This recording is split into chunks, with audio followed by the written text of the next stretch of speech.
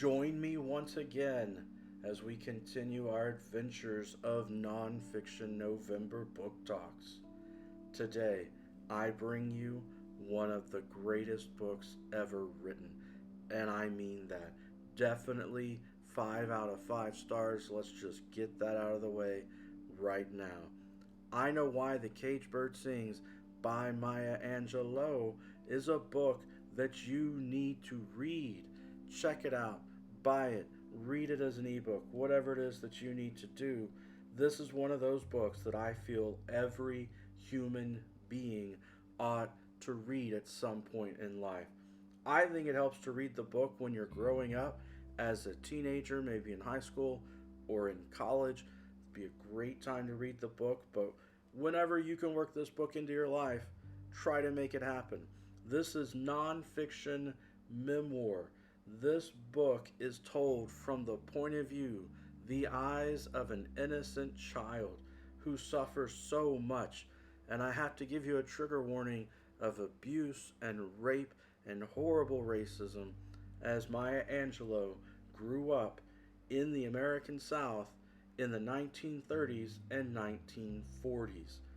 Poor, poor Maya suffered so much throughout her childhood. But as she grows up, you see her survive. You see her endure. You see her learn so much about life. If you get the latest edition of the book, you're going to get this great new cover that's got the blackbird on it with the sun. If you get an older version that used to have Maya Angelou's picture on it and just some words, so they've done a much better job with the newer version of the cover of the book. Also, if you get the newer book, then you're going to get the foreword by Oprah Winfrey. And Oprah gives some really powerful words in the foreword explaining that she read the book growing up. And even though she had been a voracious reader as a child, very well read, Oprah says that this book spoke truth. This book spoke to her heart.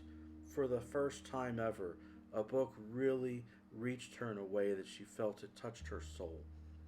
And then Oprah very happily formed a friendship with Maya Angelou in real life.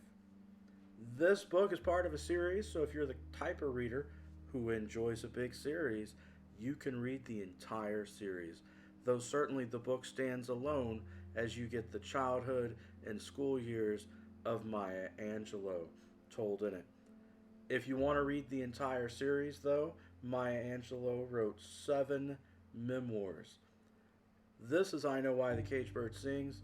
Book 2 is called Gather Together in My Name. Book 3, Singin' and Swingin' and Getting Merry Like Christmas. Book 4, The Heart of a Woman. Book 5, All God's Children Need Traveling Shoes. Book 6, A Song Flung Up to Heaven. And Book 7, Mom and Me and Mom. And unfortunately, I suffer from that series syndrome in which you pick up some books, read 1 or 2 books in the series, and then get distracted and forget to come back to the others. But I'm glad that I revisited this book. Remembering the life of Maya Angelou is an inspiration in and of itself. I can also tell you a funny story. When I was in high school, we, as students and teachers, argued over how to pronounce her name, and there were people who mistakenly thought her name was Angelou, not Angelo, because the last part of it looks like Luis or Louis. And those people won the argument. So when she came to Texas and spoke at the University of North Texas, and several of us went to see her, which was a phenomenal experience to hear her speak in person, I was delighted to hear her pronounce her name as Angelo and not Angelou. So, Maya Angelou's I Know Why the Caged Bird Sings, highly recommended book. I hope you'll check it out. I hope that you enjoyed the book talk today, and I hope that you will join me next time as we continue Nonfiction November. Peace.